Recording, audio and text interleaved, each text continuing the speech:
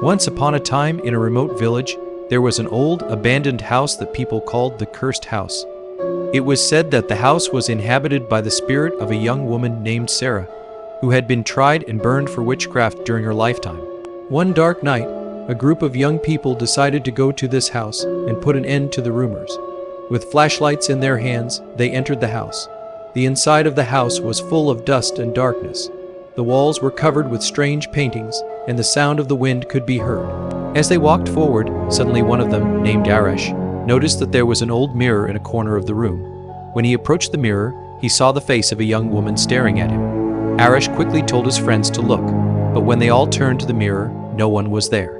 They were terrified and tried to leave the house, but all the doors were locked. Suddenly, they heard footsteps coming from upstairs.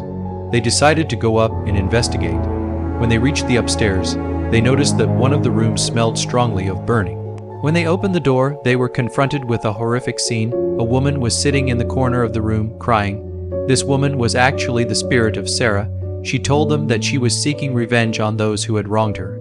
The worried young people fled from there, but one of them, Arash, realized that he could not return home alone. He was affected by Sarah's eyes and could not leave. Eventually, Sarah's spirit attracted him, and Arash stayed in that house forever. From that night on, every time someone passed by the house, they could hear Arash's screams and Sarah's cries, and the cursed house was once again mentioned. People, remembering Arash and Sarah, never dared to go near the house. This story warns that sometimes the past finds a way to return.